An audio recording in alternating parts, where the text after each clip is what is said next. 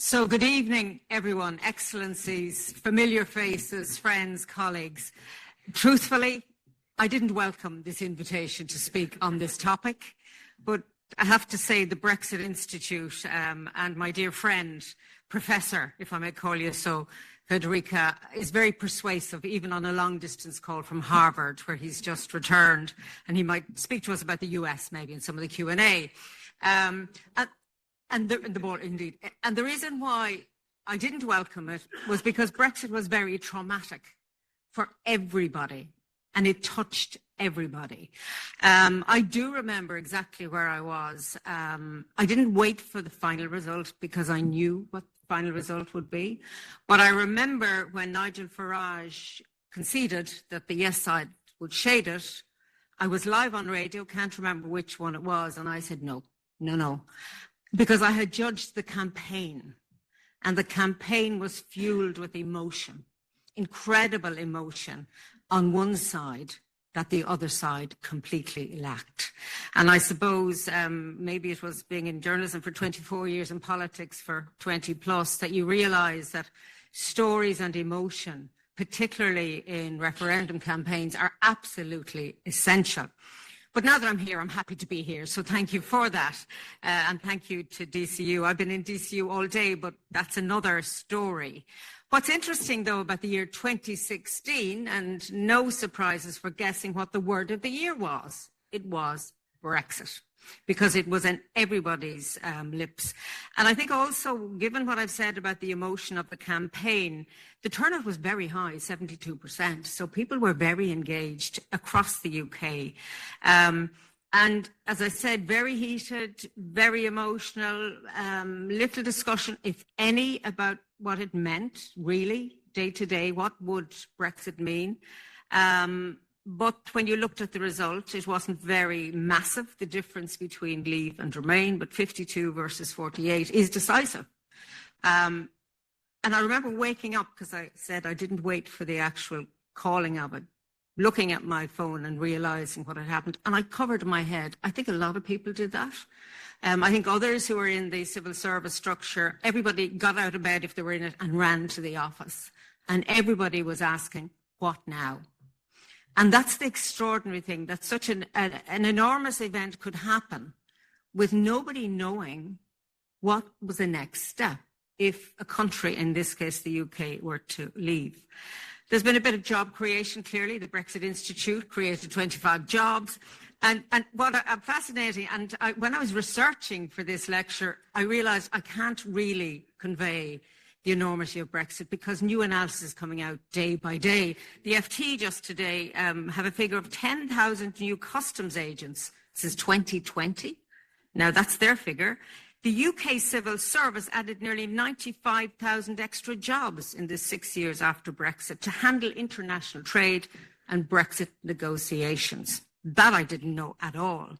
But for us, and I think for this audience, and Anthony Soares, I think that's much more posh sounding, so I'll go with that one.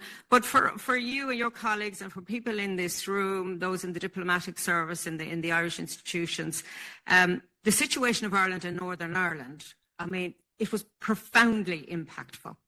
And there were voices trying to convey that before the vote and even during the day of the referendum, but ears were closed, and there was a belief that you can pull a plug, but the power will still stay on.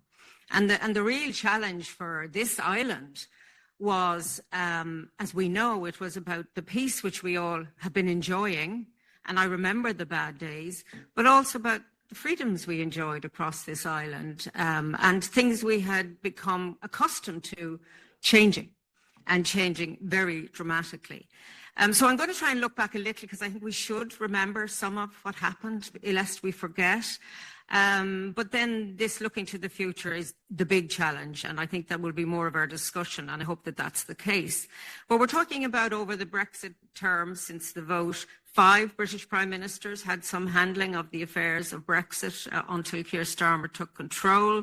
And then I look back at what did Sir Edward Heath say when Britain was joining the EEC in 1973. And he cited economic growth, geopolitical influence, and peace and security as core reasons for the UK joining. Very valid reasons then, and I think even more valid today.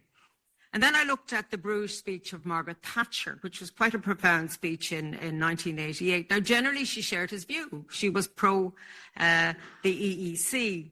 But her vision for Europe was very much around sovereign states cooperating, of course, and a Europe that was open to reform, to enterprise, to the world, and also Europe's role in defence.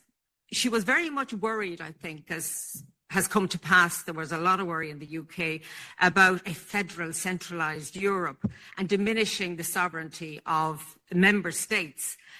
But I think it's quite interesting, one of the quotes that I will use in this lecture, when she talked about the need for Europe to speak with one voice. And here's what she said: on many great issues, the countries of Europe should try to speak with a single voice. I want to see us work more closely on the things we can do better together than alone. Europe is stronger when we do so, whether it's in trade, in defence, or in our relations with the rest of the world. I think I've heard Ursula von der Leyen say similar things of late. So I just think that was an interesting perspective way back then. But of course it was Prime Minister David Cameron that set the Brexit ball rolling. We all know that phrase, banging on about Europe, which he tried to convince his colleagues to stop banging on. But he did promise that if he won the election in 2015, then he would renegotiate Britain's relationship, he would hold a referendum, and in his mind, this would heal divisions within the Conservative Party, it would push back the growth of UKIP, which were stealing voters, and everything would be fine. So he did negotiate a new settlement with the European Union, that was in February, but then ultimately he failed to persuade his voters to go with his new settlement and to stick with the European Union. When Theresa May took office, she declared Brexit means Brexit, which nobody knew what Brexit meant. So again, we had these big conversations for trade, immigration, customs, regulatory alignment, and not least what it would mean for Northern Ireland. And then when she did trigger Article 50 and this 2-year countdown, you know, Europe had to warn about cherry picking. There was lots of slogans, by the way. I didn't list them all, but I might at the end. But this was one. In other words, Europe said, look, there will be a negotiation, but there won't be trade-offs here. Everything has to be looked at in the round, all of these things, including trade and legal issues and free movement. And that's why the issue of Northern Ireland, in my view, it was very, when I said that this lecture was difficult, it was because I'm from County Louth. It was local and personal to me. I remember horrible events in Northern Ireland as a child. My 4 children have no memory of that. And isn't that an incredible, positive blessing in a way to say that? But I think it's no harm for us to remember where we came from and how difficult it was to build peace and the central role of the European Union in that process. And one of the things that struck me when we were honouring John Hume, who was a member of the European Parliament, was the place of the European Parliament was an incredible space where people who had very different views could actually sit down and talk to each other. And I think the value of those places and spaces is really undervalued, because the minute you lose them, then you do not have a dialogue at all, or worse, you have a dialogue of the deaf. So knowing the trouble that Brexit would cause in Ireland, I remember Enda Kenny in particular talking about this to European colleagues. This Irish backstop was proposed and rejected, I think, some number of times by the House of Commons. I used to have the app on my phone so that I could be fully in tune with what was happening. Again, when the Prime Minister tried to strengthen her position, calling an election, hoping that would cure everything, it really backfired in a very bad way for Ireland, because it led to a breakdown of relationships in Northern Ireland effectively. The Assembly didn't sit. There were elections, which again, parties, the DUP, protested and didn't join. So politically, the impact of the efforts to fix Brexit for Northern Ireland were incredibly difficult and deepened previous divisions, political divisions in Northern Ireland, and really had terrible repercussions in many, many ways. This border in the Irish Sea, which when we talk about borders, this was one that sounded like it would work, but as I said, it caused enormous friction. And then, of course, there was I'm trying to think who came next after Margaret Thatcher, not Margaret Thatcher. Thank you very much. Yes, it was Rishi Sunak. He actually restored market confidence after Liz Truss. I don't mention much there because Liz Truss had a very short period of her premiership. But I will say that, again, from an Irish point of view and from a European point of view, that was a really difficult time. And a difficult time also for people in and across Europe, because the instability that caused, not just politically, but in markets, was profound. And in fact, it was the markets that caused that short premiership. When Liz, to be fair to Rishi Sunak, when he did take over, it did calm the waters, certainly the financial waters, and certainly calmed the political waters to some extent between the UK and the EU when the Windsor Framework was agreed. I mean, I think when you look at the years between 2016 and 2023, they were incredibly tough years. When you look at the solidarity that Ireland enjoyed at that time, it was quite something. And it strikes me now that, I would ask colleagues to come over, whether they were in the Commission or the Parliament, and they would willingly come to the invisible border and look and see if they could find one. I think the colouring of the road markings is different at that point. But it really was so good of them to come. They wanted to know the intricacies of Irish history and geography, and they were willing to support us. And the best part of that, and I think this is where Europe really needs to go, was that colleagues who were not Irish spoke about the issue for Ireland. And I hope that when the time comes for a member state that has a difficulty like we had, that we will be just as willing to do the same. Because I sometimes wonder, are we as willing to give as much as we have received? Just a thought maybe for the discussion. So 10 years on, Keir Starmer is now at the helm. We have this new strategic partnership agreed at last year's summit, a whole range, and I won't go through them. I'll leave them in the printed version, if I may, Professor, because I think we're running out of time, and Minister Neale Richmond has already referenced them. But there are high expectations for an agreement on veterinary and food standards, youth mobility, energy-related topics. And one of the incredible figures which I discovered in my journey on these SPS, these food and veterinary things, which none of us think about because we just presume somebody looks after all of this on our behalf. The Department of Agriculture here produces 80,000 veterinary export certificates a year on Irish food exports to the UK. And the hope is that an agreement would eliminate most of these. And that would be quite an incredible, diminishing of bureaucracy around the trade in food and agriculture. We are due a second summit this summer, and I think it is imminent, and I think all eyes will be on it to deliver.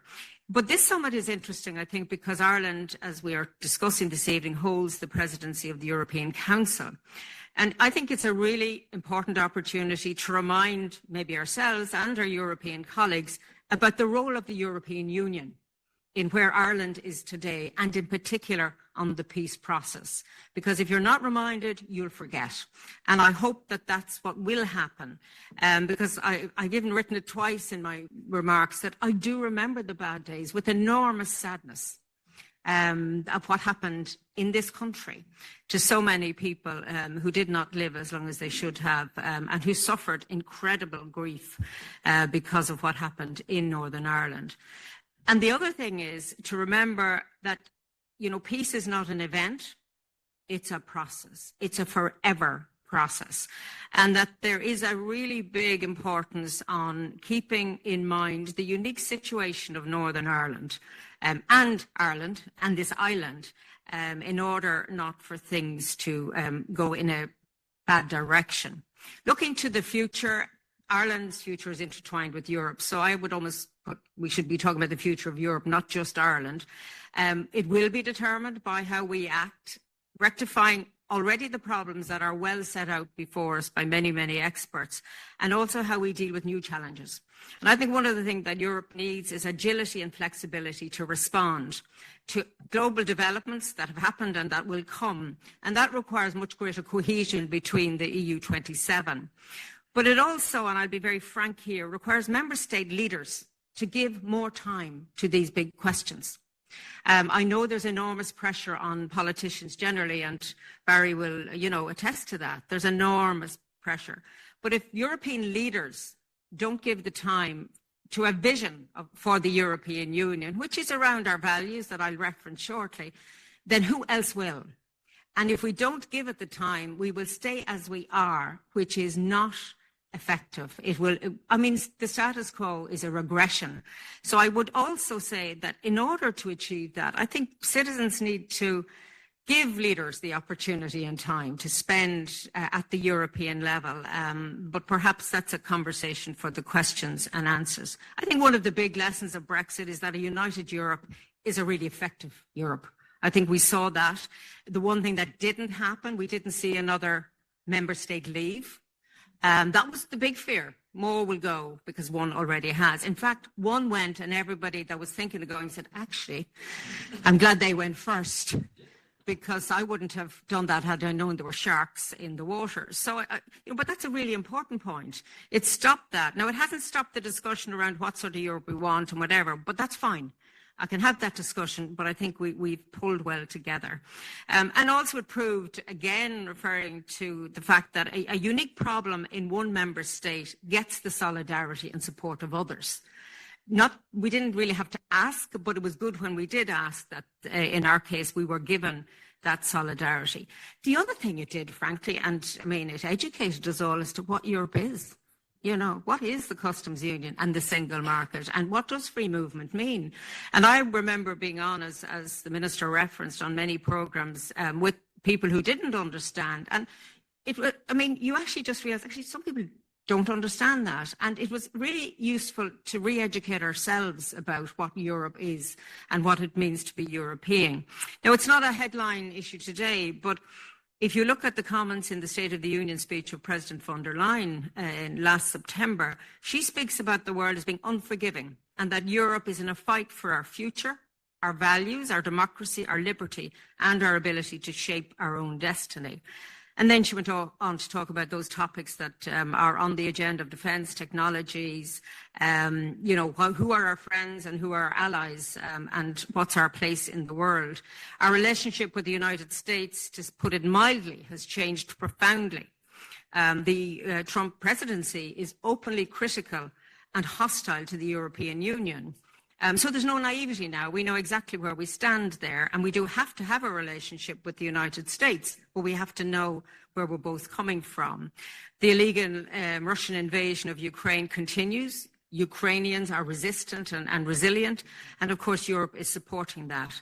And then the challenge of the relationship with China. So yes, an economic competitor, partner maybe, and a systemic rival.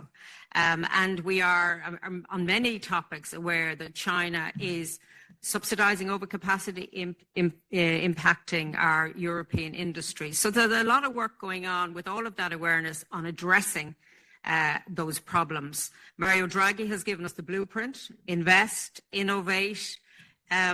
On the regulatory piece, I'm not a fan of the word simplification because I don't think regulation is simple, and I don't think it's very simple to just cut pieces out of it and make it work. There's a danger.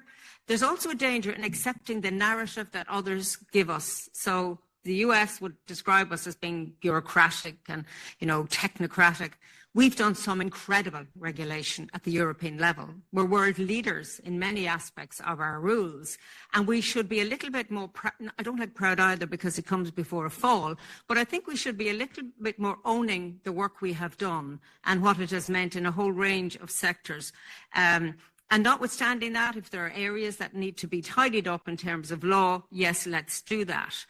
One thing Draghi warned about, and it is not a nice word, but this slow agony, where he said if we don't act as he has pointed out in his report, that this could be the future of Europe, this slow agony where we will fail to invest, innovate and grow. But we have the power within to actually make that a distant memory, those even words. We have the power to innovate. We need the finance to scale up. The one area that really intrigued me when I took over the area of financial services was there is no free movement of capital really in Europe. We have nationalised banking systems. We don't have any European capital market because the financial crisis, I think, broke trust between member states in this area. So we are really in need of a good shake-up. Are our European leaders, prime ministers, presidents of the 27 willing to give that flexibility to ministers to negotiate, because we need to use our money that is saved in Europe in a way that will allow us to grow and prosper. And briefly then on enlargement, we've already heard from the Minister about the countries that are likely to join. So some people say, why would Europe enlarge at this tricky time? Why not just stay as you are and, head down and work away? But the truth is that the European view is that a larger Europe is actually a more stable Europe, a more secure Europe. And, I'll quote Roberto Mazzola, a colleague and friend who's president of the European Parliament, who said that enlargement makes Europe stronger, fairer, safer and more united. And there's no doubt that a larger, more efficient, more united Europe will present an important global counterpoint to other actors globally, whether it's the US and indeed China. And our visitor yesterday, I think Prime Minister Mark Carney, he really, I think, engaged people about the power, the influence of these middle powers to unite together and actually be a force for good. I mean, he had many, many quotes, but I recall him warning us that if we're not at the table, we're on the menu. And that he did, require us all to think about how do we collaborate better, around issues and build this new and stable order. Now, I'm rushing through this because I see my time slipping away. Let's go back to that vote, because in one sense, we have to leave our baggage of who done it, if you like, and, who you'd like to have a row with. Because to be truthful, it was very difficult for anyone to grasp what, first of all, that the UK would vote to leave, and then what the consequences were. And even still, 10 years on, I think the UK is still having that internal discussion, which I fully respect that they should have. But the economy, and it was pointed out, is underperforming. I mean, some people say you can't contribute or attribute all of that to Brexit. But clearly, if you have political uncertainty, if you have reduced investment, if there's an increase in non-tariff barriers, then you're going to have lower and slower growth. And what's really troubling is that the fragmentation in British politics isn't getting any better. So I think this is a fire that's still burning, and we're not sure when it will actually be extinguished. We know that the current Prime Minister faces an uphill battle, but support for the previous Brexit party, Reform UK, they're leading the field at 26 to 28%. That said, when it comes to the EU-UK, we're working much better together.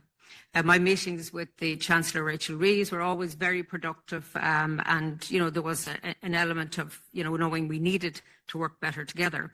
And the truth is that Global Britain, which was one of the big talk points, but Global Britain is too small on its own to have any big global influence. But I think together with Europe and others, we can have an impact. I wanted to mention more on security, but I think maybe we could leave that for the conversation. I will give a printed version of this for your website. But there's a lot of topics that the Irish presidency will deal with. The one that is sort of undefined in people's minds, I think, are values. So if I was to ask this room, I think you'd all know what the European values are. But I'm not sure we translate that into realities for people, or that we actually explain that, democracy is a value. The freedom to vote, to have a voice, all of those things that we take for granted are part of European values. And the danger with complacency is that you won't fight for a more, better, that you presume that life will stay exactly as it is. And that is not the case, which brings me to one other quote, two from Margaret Thatcher. I was very struck by her words around security, but I was particularly struck by her words in 1988, where she said, "Things are going our way. The democratic model of a free enterprise society has proved itself superior.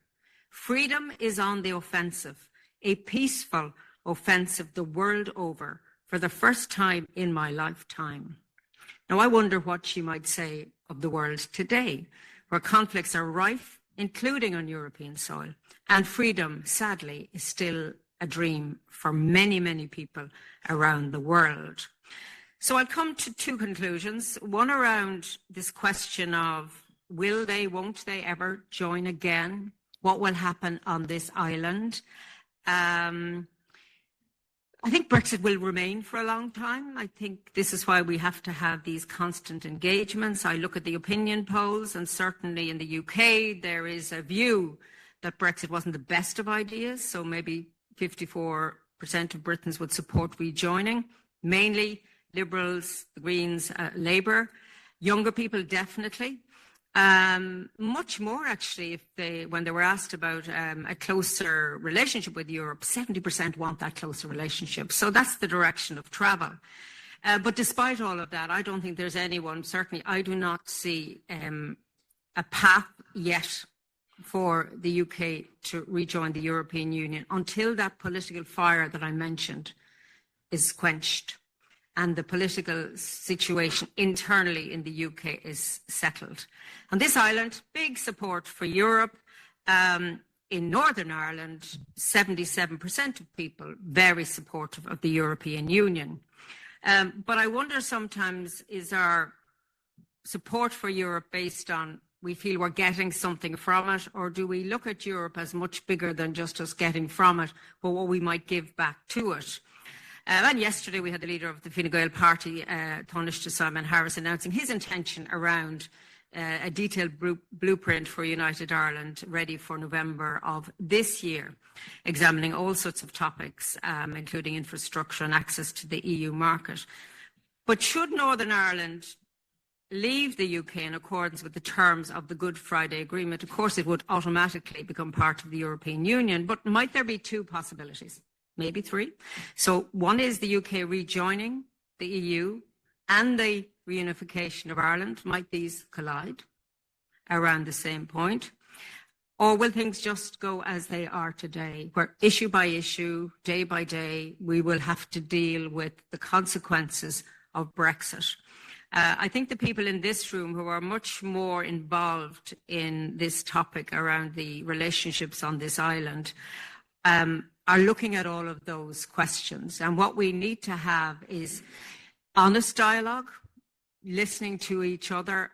I often said when I was going into trialogues, which were always interesting, if we could leave our baggage outside the door and look at what we're trying to achieve, then we will make progress. And it's the same around the future. Rather than us looking at, what I want and what you want and how opposed we are, look at the world today and the way it's heading and see what might work best for all our people. What would sustain and strengthen peace here, but also peace across Europe? How will we address the questions that are leading people to question Europe, and indeed, as the UK did, where it led large parts of the population to say, we're better out than in, knowing now that that isn't the case. I think another interesting finding of particularly the European movement research is that despite that big, strong support for the European Union, 73% said that their views are not represented at the EU level. So there's something going on there. And I believe that a stronger, more united and larger European Union needs to do much more to engage with people about the big vision, including our responsibility as citizens to value what we have achieved together, while at the same time addressing those practical challenges of cost of living and housing that people on a day-to-day basis are really concerned with. And the Irish presidency is a really good opportunity for a small but long-standing member of the European Union to engage the public right across Europe, not just here, because we tend to think, we'll have big conversations here, but this has to go right across the European Union to think more deeply about the importance of Europe. I mean, to literally take time out and think, what a novel idea, and put our phones away. But also think about it from the point of view of, if you don't pay attention to it, the threats it faces from outside and within can win. And then we will all wonder, why weren't we awake and listening and actually hearing the noises that are leading to something that I certainly hope never happens. But our political leaders, they need both courage to lead at that level, but they need a ground-up level of support to allow them to do that. And we are not there yet. So 10 years after Brexit, what I would say of the entire process, how destabilizing it was, but really how much time, capital, political energy, how much was devoted to something that really probably shouldn't have happened if we had grasped and been more involved than we were. And is that really sustainable? That we will continue to have that type or need that type of process? And how we undervalued that when we met UK colleagues in the institutions of Europe, whether it was the Parliament or the Commission, or you had civil servants there, the value of having a cup of tea with somebody or a glass of water, which you need in this room with the heat, but that aside, but those small human connections now have to be set up in a way that they were just part of the whole European dimension. So I'll finish with one final remark. The Brexit Institute proved itself truly sustainable. So congratulations on that. And just warm words to all that I see in the room who really have, struggled even behind the scenes when you're not publicly calling for something, who've worked really hard for the peace that I know my children and I, we really value where we have come from, but I think we're forgetting how difficult it was. And, it's no harm to remind us. Thank you.